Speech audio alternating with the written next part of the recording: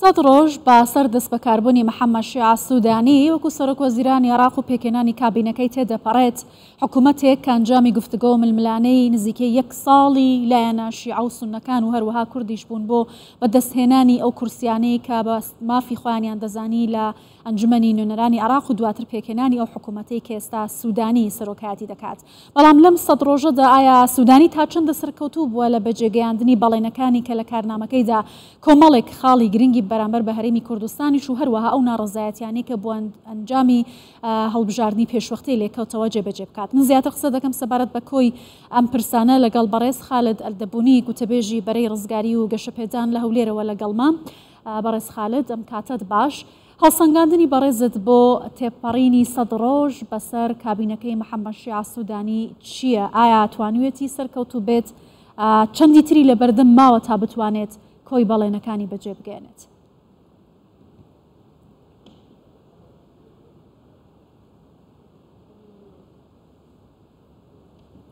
شكرا للاستضافة. سپاس بۆ میوانداریکردنم لە ڕاستیدا تێپەڕینی 100 ڕۆژ بەسەر پێگەێنانی حکوومەتی عێراقدا دەزانن کە ئەوەی کە لە پێشووی دراوتومانە لە پێشوشدا ڕەنگە وتبێتمان هەر لە هەمان کەناڵە وتوێتمان کە قسەکردن لەسەر ئەم بابەتەوە وتمانە لەوانەیە تێپەڕبوونی 100 ڕۆژ تەواو باش بەس نەبێت بۆ ئەوەی حکم لەسەر حکوومەتەکەی سوودانی بین ئایا سەرکەوتووە یاخود فەشەلی هێناوە پێویستمان بە کاتی زیاترە چونکە ئەو ئاڵنگاریانەی ڕوبەڕووی بووەتەوە زۆر بوون و هەروەها ئاڵنگاری گەورە بوون و مەترسیدار بوون هەروەها ئەزانی ئەو بابەتانەی کە بەڕێز سوودانی مامەڵی لەگەڵا کردوون پێویستیان بە کاتی زیاترە بۆ ئەوەی یەکلایی ببنەوە و چارەسەریان بۆ بدرۆزرێتەوە پێویستیان بە 100 ڕۆژ زیاترە لەبەرەوە دەزان کە ئێستا باسی دارایی دەکەین دابەزانی بەهای دینار کە تاوەکو ئێستاش بەردەوامە و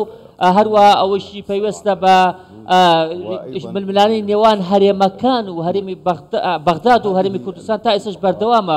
ئەمەش ئەو دۆسیانەیە کە بەڕێز سوودانی پێویستە ڕوبەڕوویان بێتەوە پێویستە لە چوارچەوەی بەرنامە حکوومیەکەیدا جێبەجێیان بکاتەوە و بەڵام پێویستیان بە کاتی زیادرە و هەروە بابەتەکانی زۆرن لەبەرەوە دەزانی کە ئێستادا لە بەڕێز سوودانی دۆخێکی جیاوازی هەیە لە حکوومەتی عێراقدا چونکە ئۆپۆزیسیۆنی سیاسی نییە باش ئەوەی سەدر لە پەرلەمان کشایەوە هیچ ئۆپۆزیسیۆنێکی سیاسی نییە هەتاوەکو ئێستا ئۆپۆزیسیۆنی سیاسی لە دەرەوەی پەرلەمانیش نییە.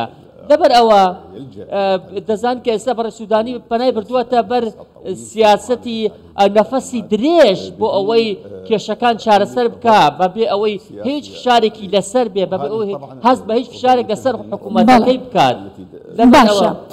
باشە ئەوەی کە ئێستا دەبینین قەیرانێکی خۆڵی ئابوووریە کە ڕوبەڕووی عێراق بۆتەوە بە تایبەتی شەڕی نێوان دۆلار و دینار کەوای کردو ئەمریکا کۆمەڵی گەمارە بخاتە سەربانکەکانی عێراق لە لایەکی دیکەشەوە ئێران. ئایا ئەم پرسە ئەتوانێت سوودانی لی دەرباز ببێت بە زەرەری سوودانی ناشکێتەوە لە کۆتاییدا چی لێت؟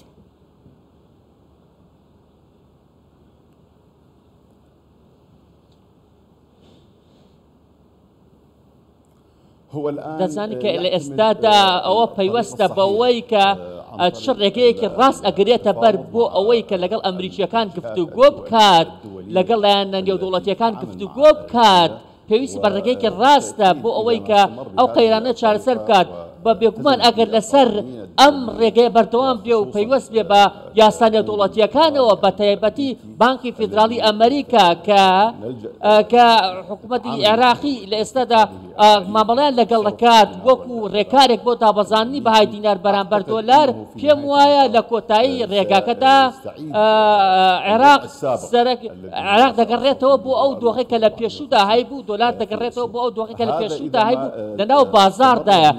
ئەمە ئەگەر سوودانی بە شێوەیەکی ڕاست پەیوەست بێت بە مامەڵەیەکی ڕاست لەگەڵ ئەمریکیەکان لە ئێستادا هەلێک هەیە هەروەها دەزان کە ئێستا بەڕێز سوودانی بەڕێز فواد حوسێن لە ڕێگادایە بەر واشنگتن و سەردانی واشنگتن دەکات دەزانن کە سەرکەوتنی حکوومەت لە دۆلار و دابەزانی بەهای دینار پەیوەستە بە ئەو چاوپێکەوتنانەی بەڕێز فواد حوسێن و لیژنەکە کە سەردانی ئەمریکا دەکەن ئەنجامی دەدەن و هەروەها ئەگەر بەڕێز سوودانی پەیوەست بێ بە ئەو خاڵانەی کە حکوومەتی عێراق و حکوومەتی ئەمریکا لەسەری ڕێکەوتون هەروەها بەردەوام بێت لەسەر ئەو سیاسەتی کە پەیوەستە بە دابەزانی بەهای دۆلار پێمان دۆلار گەڕێتەوە بۆ بەهای پێشوو.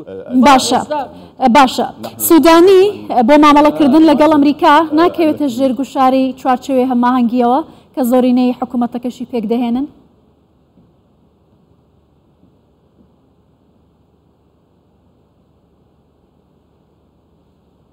بالضبط بەبێگومان دەزانین کە ئێستا هەمومان دەزانین کە ئەم حکوومەتە حکوومەتێکی چوارچێوەی هەماهەنگیە بە دەرەجە یەک دەزان کە ئێستا بەڕێز ئەوەی کە سوودانی ئەو هاوپەیمانەتی ناونرا ئیدارەی دەوڵەت هەمووی لە داڵدانی چوارچێوەی هەماهەنگی واتە دەرەوە ئەم ئەو وارتانەی کە لە بەشداریان لە ئیدارەی دەوڵات کردووە چوارچێوەی هەماهەنگی دەساتێکی زۆر هەیە بەسەر هاوپەیمانی ئیدارەی دەوڵەتە.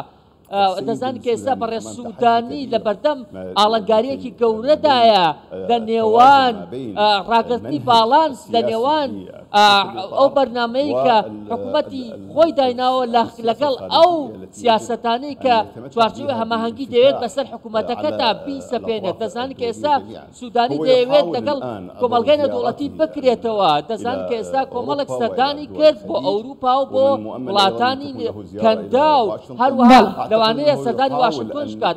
بۆیە بەڕای من سوودانی دەوێت گۆچانەکە لە ناوەڕاستدا بگرێت و هاوسەنگی ڕابگرێت لە نێوان سیاسەتەکانی چوارچێوە هەماهەنگی و کراونەوە بەڕووی دەرەوە. بەڵام تا ئێستا دیار نییە تا چەند سوودانی دەتوانێت سەرکەوتوو بێت یاخود فەشەل بهێنێت لە نێوان ئەم 100 ڕۆژەدا. ڕەنگە تاوکو ئێستا جۆرێک لە باڵانس ڕاگرت بێت بەڵام ڕەنگە لە 100 ڕۆژی داهاتوودا دەربکەوێت. پێشتر ئەمەمان وتووە کە ئێمە پێمان وایە 100 ڕۆژ کەمە 100 ڕۆژ بەس نییە بۆ ئەوەی حکم لەسەر سوودانی بشەین. بەڵام لەوانەیە پێویستمان بە کاتی زیاتر بێت.